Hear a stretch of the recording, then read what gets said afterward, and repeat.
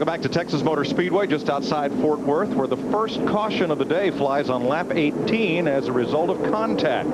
Casey Mears and Jeff Gordon racing hard for position. They've been going at it pretty hard here for about 5 or 6 laps. Jeff tried him high, Jeff tried him low. I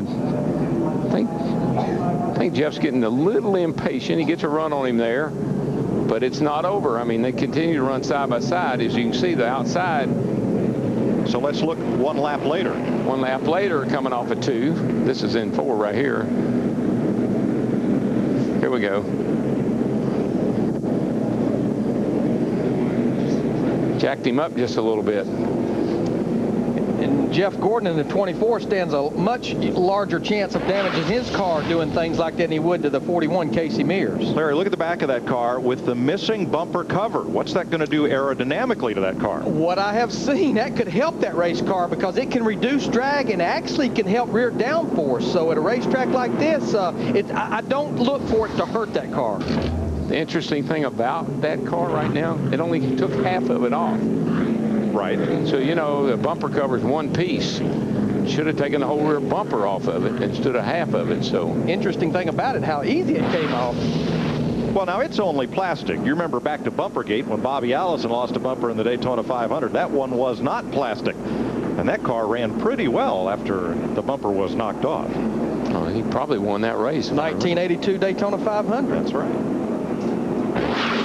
I would say about a third of the way through this fuel run, we're going to see pit road become pretty busy, but I bet you we will probably see a lot of 2-tire stops right here with only 18 laps on their tires. Dick Burton. Bill Elliott has been on the radio, done a great job of describing what his car is doing at every single point of the racetrack, going in the middle, and coming out of every corner. The car is nearly perfect right now. Do not believe the names on the back of the crew members' uniforms here. These guys are all from Casey Kane's Busch Series pit crew. Because Bill is a part-timer in this series, he doesn't have his own full-time crew. Hey, Matt, the second, third place cars are in. Casey Kane, no adjustments on his Dodge. A 4-tire change also for the old one. And Joe Nemechek, he's down and away to Steve. Matt Dale Earnhardt Jr. saying he's feeling a vibration. He feels like he's got too much air pressure. Almost gets blocked in, but gets off of pit road. He's also tight through the center. They made a track bar adjustment. Mark Martin was forced into the grass by his Roush Racing teammate Kurt Busch, who was forced up high exiting the pit. Very congested pit exit here. And I don't know, Larry, about that picking the pits up toward turn number 4, because even though you get out of your pit first, by the time you get down to the mouth of pit road, it's really a traffic jam. It'll be better later. When there's less lead lap cars on the lead lap. Yes, absolutely. But I think the winners off pit road was Rusty Wallace in the 2, Sterling Marlin in the 40. And by their pit road times that we had up there a while ago, I'm going pretty much safe in saying they changed just those 2 right side tires as I anticipated some cars would. So we're under caution for the first time today. Debris from contact between Jeff Gordon and Casey Mears.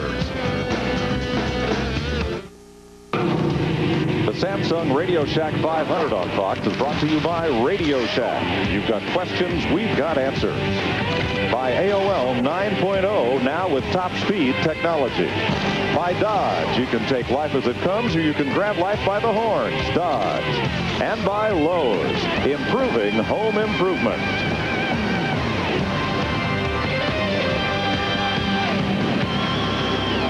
Getting set for the restart in Texas, the 3 lead cars, Wallace, Marlin, and Newman, took on only 2 tires, as did Kevin Harvick, who jumped from 24th to 11th, Scott Briggs, and Scott Wimmer.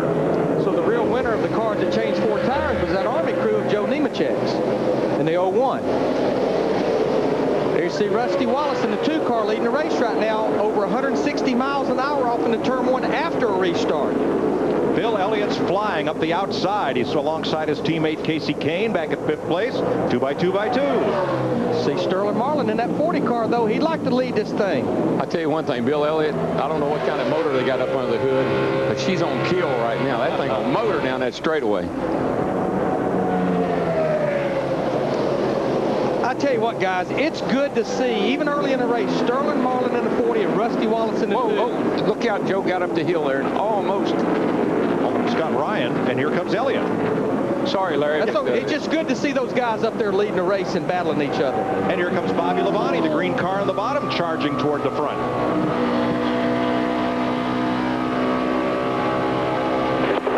Riding with Dale Earnhardt Jr. He's back in the 7th position right now in the 8 car.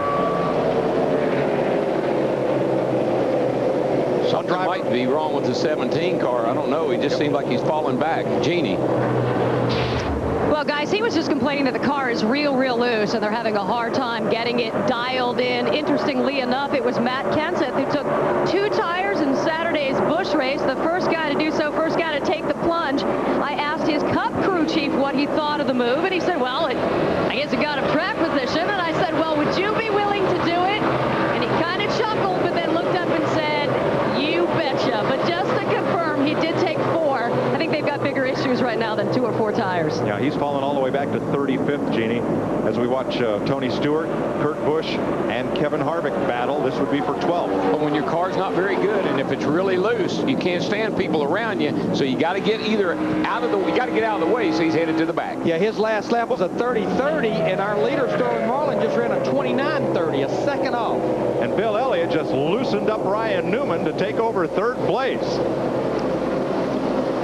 I know Bill Elliott's running down that straightaway, but Darrell, his car runs right around that white line. It looks like when he picks that throttle up, that thing goes from the center out. Bill says, I don't get to run a lot, but when I do, I'm going to run the wheels off of it. But, you know, when you look at their situation, Ray Evernham and Bill Elliott, and you're not running all the races, you're not points racing, you can have the engine, what we call on kill. You can be pushing envelope. You can put, this is a new development chassis from Evernham. So you can try things, experiment, and sometimes it really pays off. It looks like so far it is for this group. Our Singular Wireless Virtual Crew Chief question. Vote now on your Singular phone or on foxsports.com. Roush Racing, 3 victories so far here in Texas. Watch this. Man, he just sails by it. And Rusty, I know Rusty's got power on the hood.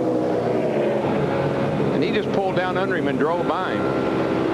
The thing I like about Bill, he's not coming from Bristol with any issues. He's coming here with a clean slate.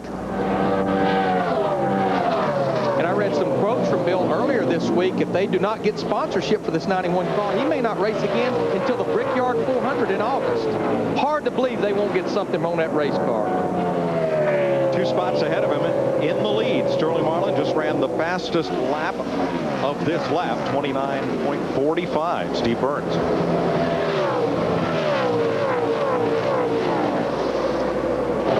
Mike Sterling had some concern as he left pit road. As you said, he took just 2 tires, but he made contact with Scott Wimmer exiting pit road, and he's afraid there's some damage to the right front quarter panel on that race car. Matt Yoakum. Steve Ray Evernham is in the spotter stand along with Casey Kane's normal spotter, Michael Landis. He told Casey and Tommy Baldwin, the 240 and 12 took 2 tires. He will keep a stopwatch and see if that would play to their favor later on. But Ray's a big student of the game, and Larry Mackey touched on it. Developmental engine program in the 91 car. They've been working for 6 months on that engine. Casey Kane, he's 11th in points, will not have this engine combination until the All-Star race in May. Casey currently running in the 5th position, trying to be patient. Kenny Schrader almost got a piece of the wall in turn 2 on that lap. And it seems like that I watched these cars yesterday, I watched them get today. They hit down in that first turn. There's a little dip, a little bump as you go down there. Hit it wrong, and the car just shoots up the racetrack. Carol, I don't think he touched it. I don't see anything on the right side of the car, but he didn't miss it by much. No, he was up there dirt tracking her. Guys, right behind Kenny Schrader, the 49 car, we'll look at what happened over there with him over in 1 and 2. Looks like he sailed it in there, and it didn't stick. Yeah, we saw that a lot of times yesterday in the Busch Series race. There's just no grip there. But right behind Kenny Schrader is Matt Kenseth, our points leader in the 17 car. We heard Jeannie Zelasco talking about how loose he is. I know a lot of guys are hunting the lead. I think Matt is hunting the back of the pack because right now he can't stand to run around cars. He is actually almost a half a lap down to our leader, Sterling Marlin, which I don't think it's going to be long, though, till Bill Elliott, that 91 is going to be our leader. Michael Waltrip trying to hold off our point leader, who looked good off the corner, but stays right down to the bottom of the racetrack. You're right, Larry. Sterling's rearview mirror is filling up with red. Yeah, I mean, Bill Elliott just ran 2/10 quicker that last lap than our leader, Sterling Marlin. And there is a little draft here. I mean, you get a little help as you go down these straightaways because the speeds are so high. So Bill's going to close. The 9 car is going to close on Sterling and the 40 car pretty quick. I'm pretty impressed with that 40 car on those 2 right side tires. Remember last week, different situation. Lee McCall made the call to put 2 tires on Sterling in the middle of the race, got in that track position. He was able to keep it the remainder of the race. All right, if you just took 2 tires on this stop, though, Larry, when do you want to see a caution so you don't have to cycle all the way through? Well, if I'm as good as I am right now, Sterling Marlin, let's go ahead, let's have a green flag run because I'm right there with the leader. Okay. The front 5 positions are all Dodge. Marlin and Elliott, Kane and Wallace and Newman. And I tell you, when I stood down in turn 1 as they practiced yesterday, the Dodge engines sound to me like they're turning at least 300 to 400, maybe even 500 more RPM than anyone else. Wow. They have really got a package in those engines right now. That'd put them fairly close to 10,000 RPM. Well, there. well over That's 9,000. unbelievable. Casey Kane in the 9 car, he got a well of a run on the high side through 3 and 4 that time. He'll take the 3rd position away from Rusty Wallace in the 2. Our Dodge front runners, 3 spots on the board, and they have the top 5 spots on the race. If you add Rusty Wallace and Ryan Newman to that list. 37 laps in, only 1 caution so far here in Texas. That one for debris. Sterling Marlin and Bill Elliott at the front.